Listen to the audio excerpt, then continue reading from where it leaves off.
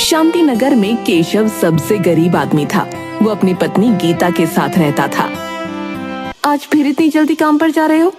हाँ गीता, अभी मजदूरी अच्छी चल रही है तो फुर्सत ही नहीं है। अगर बरसात शुरू हो गई तो कोई काम नहीं मिलेगा। केशव मजदूरी पर चला जाता है।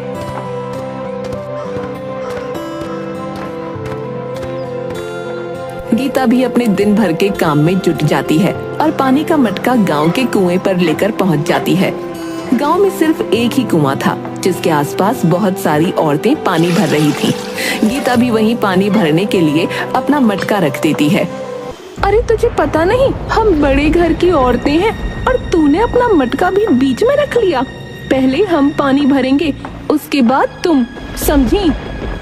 गीता उन्हें कुछ भी नहीं कह पाती क्योंकि वो बड़े घर की औरतें थीं और चुपचाप अपना मटका हटा लेती है। थोड़ी देर बाद सब औरतें पानी भरकर चली जाती हैं। गीता अपने मटके में पानी भरकर घर चली जाती है।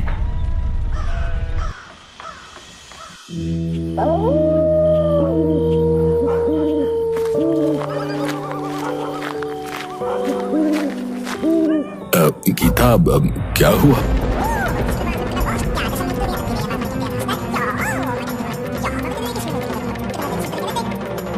हम छोटे हैं, मजदूरी करते हैं, इसका मतलब ये तो नहीं कि हमारी कोई इज्जत ही नहीं। ये बड़े घर के लोग अपने आप को पता नहीं क्या समझते हैं। अरे गीता, तुम क्यों उनके मुंह लगती हो? तुम्हें तो गोपी भाभी की आदत पता ही है। तुम थोड़ी देर बाद पानी भर लिया करो। क्यों परेशान होती हो इतनी छोटी छोटी बातों के लिए? बताओ।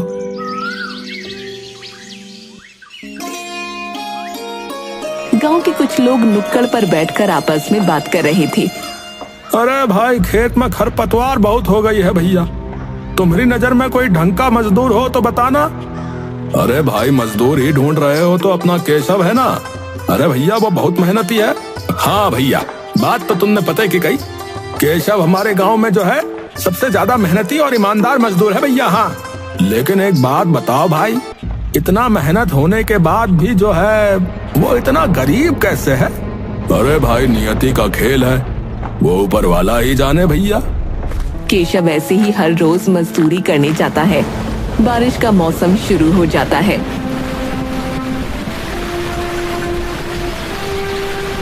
अरे आज तो कितनी तेज बारिश हो रही है, जैसे आज के बाद कभी बारिश ही नहीं होगी। इतना आंधी तूफान भी चल रहा है, मुझे तो डर है कि हमारे घर की छत ना उड़ जाए। केशव और गीता दोनों खाना खाने के लिए बैठते ही हैं कि उनकी थाली में ऊपर से पानी टपकने लगता है। दोनों ऊपर देखते हैं। अब क्या करेंगे? ऐसे तो घर का सारा सामान गीला हो जाएगा। हाँ, सो तो है। एक काम क्यों नहीं करते, तुम जाकर अपने दोस्त गोविंद से मदद क्यों नहीं मांगते? वैसे भी उनका घर तो कितना बड़ा है, अगर हमारा थोड़ा सामान रख ले तो उनकी बड़ी मेहरबानी हो जाएगी। लेकिन वो हमें बिल्कुल पसंद नहीं करती। हाँ वो तो है, लेकिन गोविंद भैया वो मन के बहुत साफ है, एक बार पूछने में हर्ज ही क्या है। गीता के कहने पर केशव गोविंद के यहाँ जाता है। दूसरी तरफ, आहा, कितना अच्छा मौसम है। आज का बारिश होने की वजह से गर्मी की राहत मिली है। कितनी ठंडी ठंडी हवा चल रही है। हाँ हाँ, भाग्यवान सो तो है। आज तो गर्मा गर्म पकौड़े खाने का मन कर रहा है। हाँ, क्यों नहीं, मैं अभी महाराज जी से बोलकर पकौड़े बनवाती हूँ। और अंदर चली जाती है।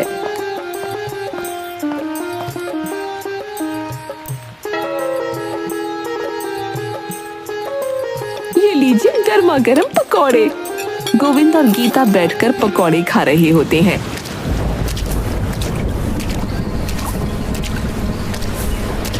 अरे, ये आपका दोस्त इतनी बारिश में कहाँ जा रहा है? पता नहीं गोपी, मुझे तो बहुत दया आती है इस बेचारे पर। एक समय था जब इनका घराना गांव में सबसे ज्यादा अमीर हुआ करता था, लेकिन अब देखो किस्मत का खेल।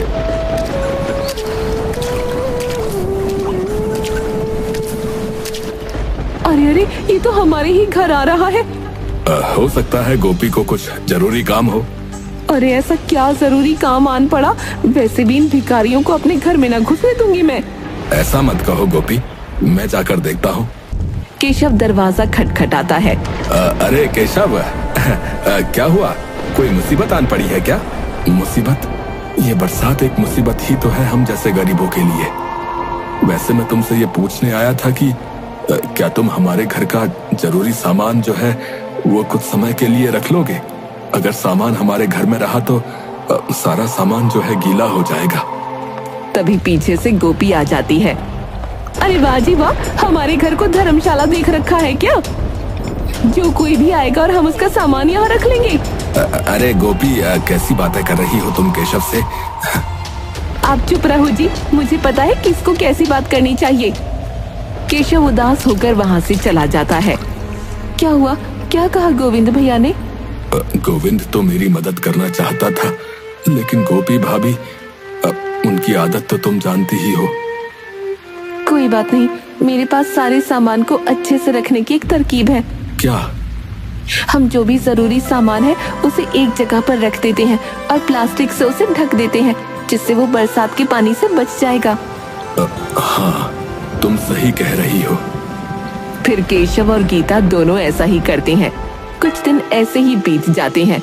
गीता, बहुत दिन हो गए, अब मुझे काम ढूंढने जाना ही पड़ेगा, नहीं तो घर का बाकी काम भी रुक जाएगा। लेकिन इतनी बारिश में? हाँ गीता, हम मजदूरों के लिए ठंड, गर्मी, बरसात सब एक बराबर ही होती है। केशव काम ढूंढने निकल पड़ता है।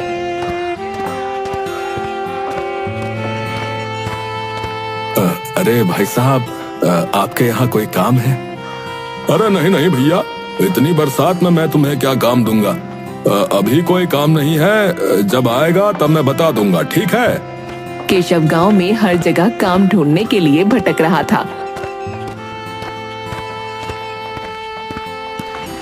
तभी उसकी नजर गांव के चौक पर पड़ती है। अरे भैया, ये चौक मैदान में आज इतनी हलचल क्यों है? अरे तुम्हें नहीं पता, 15 दिन बाद शहर के कुछ लोग यहाँ आनंद मेला लगाने वाले, बहुत बड़ा मेला होने वाला है। यहाँ दूर दूर से गांव और शहर के लोग आएंगे भाई। तो भाई साहब, क्या मुझे यहाँ कुछ काम मिल सकता है? काम? अरे भैया, काम क्यों नहीं मिलेगा? जरूर मिलेगा। वैसे भी हमें मेले की तैयारी करने के लिए बहुत से मजदूरों की जरूरत है, तो तुम भी हमारी थोड़ी मदद करवा दो। केशव खुश होकर उनकी मदद करवाने लगता है। रात को क्या हुआ? कोई काम मिला? हाँ गीता, तुम्हें पता है हमारे गांव में 15 दिन बाद एक बहुत बड़ा आनंद मेला लगने वाला है। वहाँ बहुत दूर दूर के गांव और शहर के लोग आएंगे।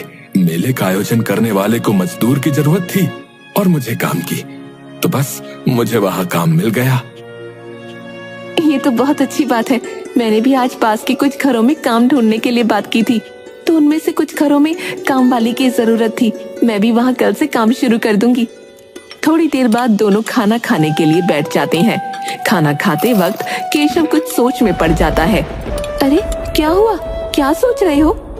कुछ नहीं, बस अपने बचपन के दिन याद कर रहा था। कैसे मैं पिताजी के साथ हमारी मिल में जाकर मस्ती किया करता था। पिताजी ने हमें किसी भी चीज की जरूरत महसूस नहीं होने दी थी, लेकिन आज मेरी वजह से तुम्हें भी दूसरों के यहाँ जाकर काम करना पड़ रहा है। जरूर ये सब मेरे पिछले जन्मों के कर्मों का फल है। आप मन छोटा मत कीजिए। वैसे भी इन सब में आपका क्या दोष? वैसे मैं सोच रही थी क्यों ना गांव के मेले में हम भी किसी चीज का ठेला लगाएं। दूर दूर से लोग आएंगे तो मुनाफा भी बहुत होगा।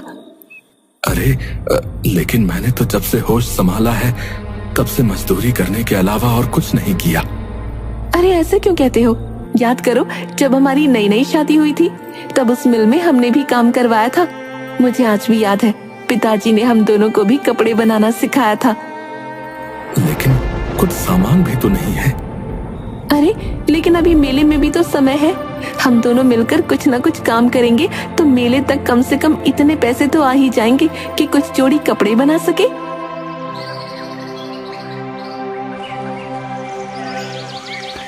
अगले दिन केशव फिर से मेले में काम करने के लिए पहुंच जाता है। गीता भी पास के घरों में जा जाकर काम करती है।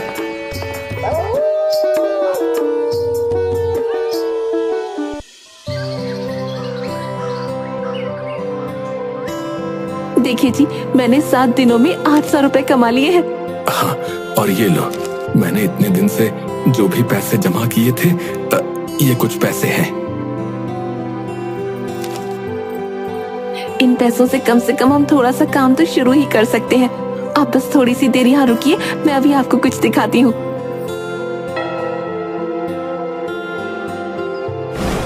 अरे ये तो पिताजी की मशीन है ना? हाँ, ये वही मशीन है। लेकिन ये मशीन तो खराब नहीं, बस जाम हो गई थी। मैंने अच्छे से इसमें तेल डलवा लिया है और अब ये फिर से चलने लग गई है। तुम तो बहुत समझदार हो गई हो गीता। गीता भी मुस्कुराते हुए मुंह बना लेती है। अभी हम बाजार चलते हैं और जो भी जरूरत का सामान है वो ले आते हैं और फिर कल से काम शुरू करेंगे। केशव और गीता दोनों बाजार जाकर जरूरत का सामान ले आते हैं।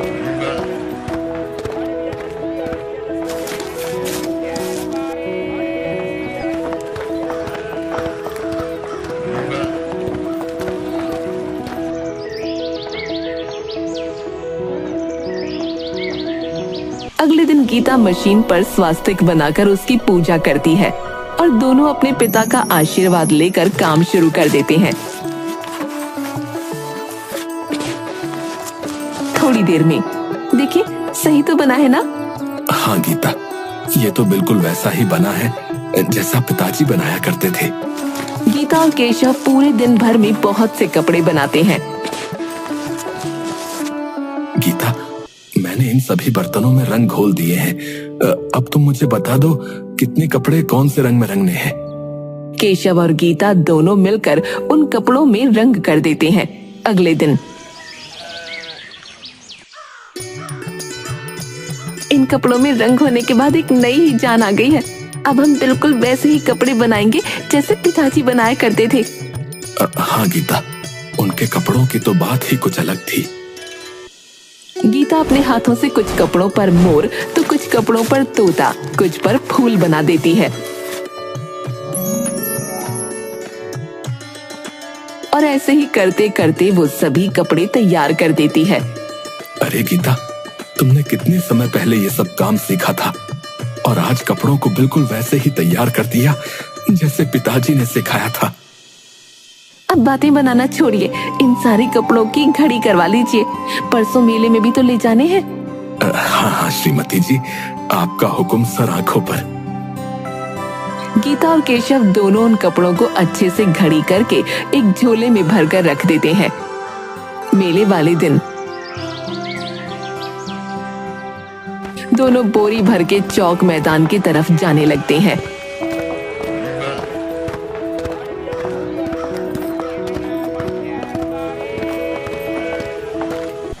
अरे ये दोनों भिखारी झोला उठाकर कहाँ जा रहे हैं? कहीं फिर से अपने घर का सामान लेकर तो मेरे यहाँ नहीं आ रहे। थोड़ी देर तक गोपी उन पर नजर टिकाए रखती है। देखते ही देखते वो दोनों आगे निकल जाते हैं।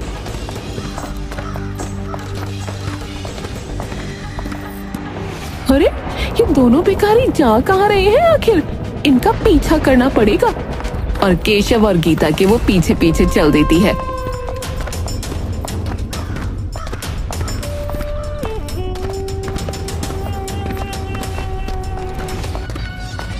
वैसे ये दोनों क्या लेकर जा रहे हैं?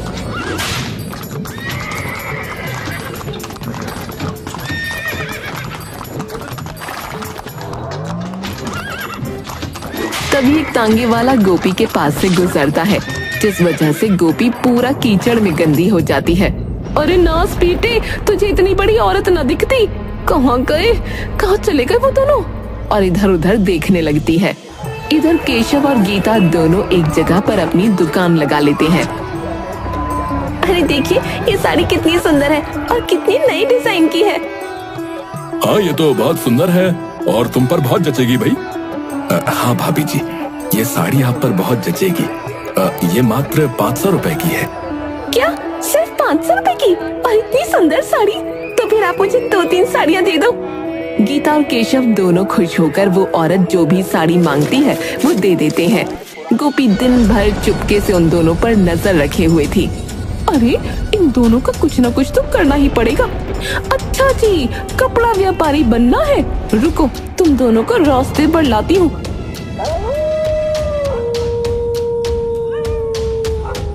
रात को केशव और गीता दोनों घर के लिए निकल जाते हैं।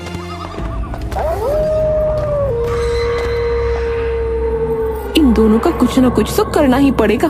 बहुत हवा में उड़ रहे हैं ना, अभी इनकी हवा फुस करती हूँ।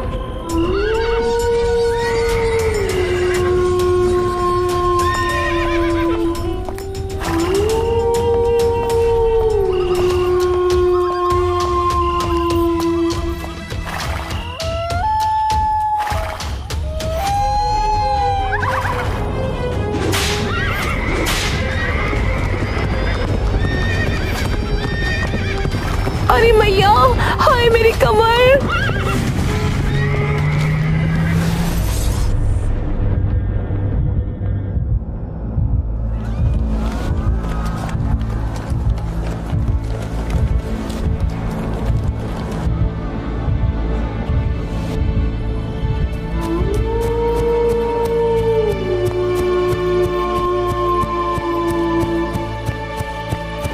अरे रे, घोड़े की वजह से एक्सीडेंट हो गया। चलो देखते हैं कौन है। अरे गीता, हमें इस आदमी की मदद करनी चाहिए। ये देखिए, इस गाड़ी के अंदर कुछ और नहीं बल्कि केशव के स्वर्गीय पिताजी श्री कन्हैया लाल जी की छोटी सी तस्वीर पड़ी हुई थी। गीता और केशव दोनों उस आदमी को उठाकर अपने घर ले जाते हैं और रात भर उस आदमी का ख्याल रखते हैं। भाई साहब, आप ठीक हैं? हाँ बहन जी, मैं ठीक हूँ। आपका बहुत बहुत धन्यवाद। अगर रात को आप लोग मुझे नहीं उठाते तो कुछ भी हो सकता था। फिर उसकी नजर दीवार पर टंगी फोटो पर जाती है। ये तस्वीर यहाँ, ये मेरे स्वर्गीय पिताजी हैं। वैसे हमें आपकी गाड़ी में उनकी ये तस्वीर मिली। आप इन्हें कैसे पहचानते हैं? आपकी इस हालत के जिम्मेदार मेरे मनहूस पिताजी हैं। मैं किस मुंह से माफी मांगू, लेकिन मेरी हाथ जोड़कर आप लोगों से विनती है, मेरे परिवार को क्षमा कर दीजिए। केशव को कुछ समझ नहीं आ रहा था। साफ साफ बताओ, पहेलियां मत बुझाओ। मेरे पिताजी आपके पिताजी की मिल में ही काम करते थे, लेकिन जलन के कारण उन्होंने और उनके एक मित्र ने फैक्ट्री में आग लगवा दी और मिल पर पहले से ही 10 लाख का कर्जा था, जिसकी वजह से आपके पिताजी की सारी जमीन और घर सब कुछ बिक गया और आपके पिताजी को यहाँ आना पड़ा। लेकिन अब आपके पिताजी कहाँ हैं? वो एक दिन घर पर थे और घर में गैस का सिलेंडर फट गया और मेरे पिताजी का पूरा शरीर जल गया। आखिरी समय पर उन्होंने हमें सारी बातें बताई। शायद उन्होंने जो आपके पिताजी के साथ किया था, भगवान ने उसी की सजा उन्हें दी थी। लेकिन मैं उनकी तरफ से आपसे माफी मांगता हूँ। और हाँ, आप मेरे साथ चलिए। मेरे पिताजी की वजह से आपकी ये हालत हुई है, मैं आपको ऐसे नहीं जाने दूंगा। अरे भाई साहब, गांव छोड़ना होता तो कब का छोड़ देते। अपनी मिट्टी से बहुत प्रेम था पिताजी को, और मुझे भी। अब मैं यहाँ से कहीं नहीं जा सकता। अब आप मेरे साथ शहर चलिए और वहां चलकर अपना काम शुरू कीजिए। मैं मेरे पिताजी की तरफ से प्रायश्चित करना चाहता हूँ। अब देखो, अगर तुम सच में प्रायश्चित करना ही चाहते हो तो हमें धन दौलत की भूख नहीं है। हमें मेहनत से कमाया हुआ 2 वक्त का खाना मिल जाए, हम उसी में खुश हैं। हमें गांव में ही एक छोटा सा कपड़ा कारखाना और कुछ सिलाई मशीन दिलवा दीजिए। हम उससे मेहनत करके अपने पिताजी का कारोबार दोबारा खड़ा करना चाहते हैं। बहुत अच्छी सोच है जी। जरूर जरूर भाई साहब, जरूर करूंगा।